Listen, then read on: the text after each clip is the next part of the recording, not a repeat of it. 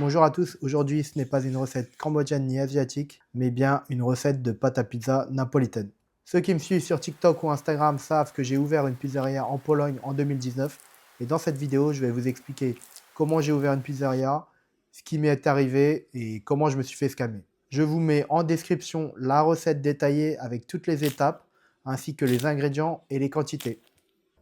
J'ai toujours rêvé d'avoir mon restaurant et en 2019, j'ai eu l'opportunité avec quelqu'un que je connaissais de transformer un de ces restaurants qui ne fonctionnait pas bien en pizzeria. Cette personne qui était un Français expatrié en Pologne avait deux restaurants, un qui fonctionnait bien et un deuxième qui ne fonctionnait pas parce que ce n'était pas le concept adapté pour cet emplacement. L'idée, c'était de vendre des pizzas à la part car juste à côté du restaurant, il y avait un lycée et tous les lycéens à la pause allaient acheter des pizzas froides au 7-Eleven. Enfin, en Pologne, ça s'appelle Żabka. On était également placé sur le chemin de la gare, donc il y avait un vrai potentiel.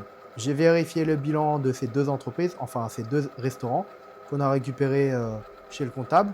Donc la première entreprise, tout allait bien, c'était positif, ils gagnaient de l'argent et tout ça. Et la seconde, bah non, ça fonctionnait pas. C'est pour ça qu'on c'est pour ça qu'on voulait transformer ce restaurant en une pizzeria. Autour de nous, il y avait deux restaurants, dont un autre fast-food tout proche de nous, qui marchait plutôt bien. Et mon associé, il était également au courant de tous les chantiers qu'il allait avoir autour de nous. Genre, à 50 mètres, il allait avoir, je sais plus c'est quoi, la caisse d'assurance ou un truc dans le genre, qui allait être relocalisé. Il savait également qu'il y avait un bâtiment juste à côté qui avait été racheté et qui allait être rénové et ils allaient construire un petit centre commercial. Donc en fait, il savait vraiment qu'il allait avoir du potentiel, enfin des clients potentiels dans les mois à venir. Sur le coup, moi, je l'ai cru, j'ai été vraiment bête et naïf.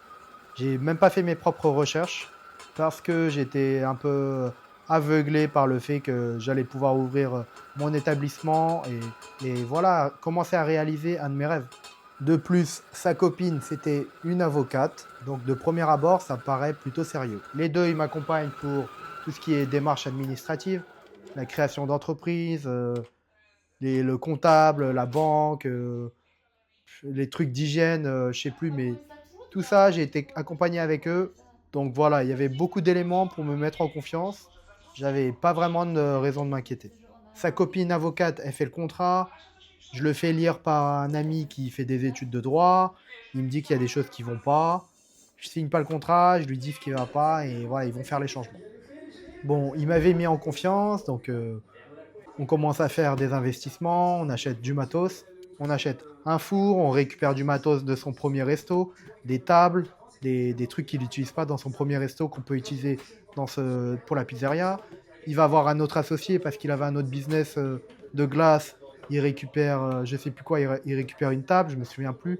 Mais on récupère plein de choses. Il connaissait du monde et tout avait l'air quand même carré.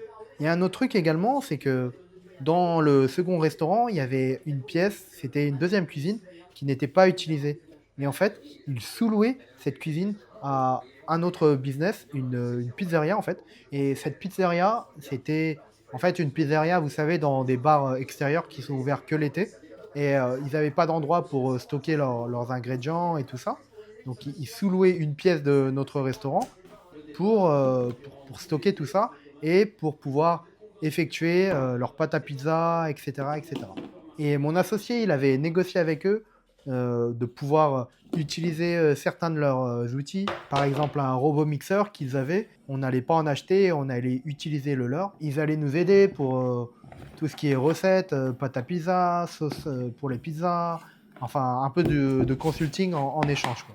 Et tout ça, ça a été vu avant même qu'il me parle du projet. Donc plein de choses avaient déjà été pensées en avance, en fait. Donc ça a rajouté de la crédibilité au projet. Concernant le futur staff, il avait déjà trouvé deux personnes qui voulaient bosser pour la pizzeria. Je les ai rencontrés, ils étaient sérieux, ils avaient de l'expérience, donc c'était nickel.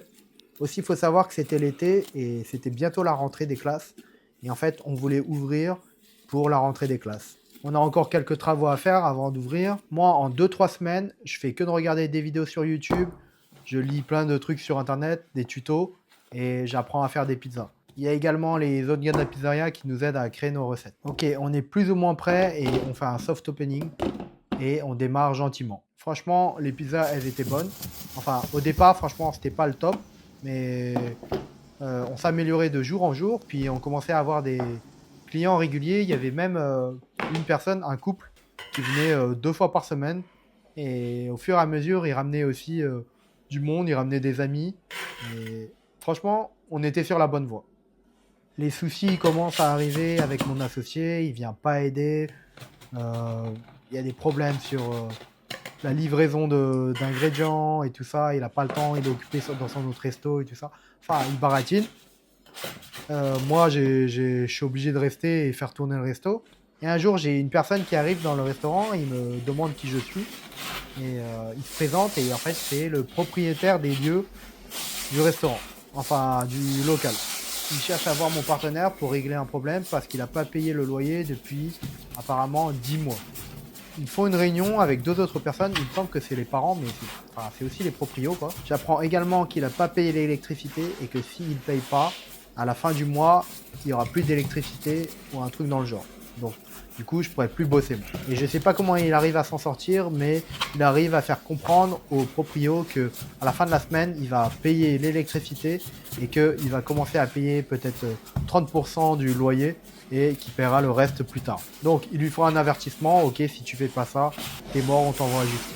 On a une discussion musclée et il me dit que s'il a des dettes, il peut toujours revendre le fonds de commerce, enfin son autre resto, et payer ses dettes. Moi, je suis bloqué, j'ai investi de l'argent, je dois faire tourner le resto parce que ça me rapporte de l'argent. Donc, je sais pas trop quoi faire. Bah, je continue à bosser. Et c'est à ce moment-là que je découvre d'autres gens qui se sont fait scammer par cette même personne. En fait, c'est un escroc et franchement, c'est un chien pour pas être trop vulgaire, juste pour pas être censuré par YouTube au cas où. Mais vous savez quel mot je voulais utiliser. Et s'il y a une qualité que je peux lui donner, c'est que c'est vraiment un bon baratineur. Il est vraiment, franchement, il est très fort pour ça. Ok, j'ai été naïf, mais ce que je veux dire, c'est qu'il arrive à utiliser ce baratinage pour faire croire tout et n'importe quoi à des gens et arriver à ses fins, en fait. En fait, il y a plein de mythos dans ce qu'il raconte, mais il ajoute des trucs aussi crédibles qui font qu'on a confiance en lui et on croit en ce qu'il dit. Parce que il y a des trucs vrais. Par exemple, il s'est avéré que il y a vraiment eu, au départ, je disais que je l'ai cru aveuglément par rapport au bâtiment qui allait être construit et tout ça, qui allait avoir du potentiel. Et c'est vraiment arrivé. Donc ça, je sais pas où est-ce qu'il a eu ces informations. Enfin, je veux dire que les bâtiments, il y a vraiment eu des chantiers à côté, quoi. Bon, bref, on revient à l'histoire. Quelques jours après, enfin une semaine après, les proprios, ils reviennent et viennent me voir et ils me disent, bah non, il a rien payé, donc à la fin du mois, c'est mort, il n'y aura plus d'électricité, tu pourras plus bosser. J'ai eu un peu de chance dans mon malheur parce qu'en fait, j'avais toujours pas signé le contrat et du coup, les proprios, ils pouvaient rien contre moi, ils pouvaient pas m'attaquer en justice. Dans l'histoire, moi, j'ai perdu beaucoup d'argent, l'argent que j'ai mis dans la boîte, on a acheté des machines, ça a servi à payer plein de choses. Et en fait, cette personne, elle a quitté le pays avec l'argent des boîtes. Il n'a pas payé aucune taxe, il n'a rien payé, il a gardé tout cet argent. Je ne sais pas comment il a fait. Je ne pourrais pas vous dire, mais il a quitté le pays. Moi, avant de commencer l'aventure de la pizzeria, je cherchais du taf et à ce moment-là, une boîte m'a contacté pour un taf. J'ai passé des entretiens et à la fin du mois, quand je pouvais plus bosser dans la pizzeria, et ben, au même moment, j'ai pu commencer mon nouveau taf en informatique. Donc, je sais pas, c'est le destin, je pense.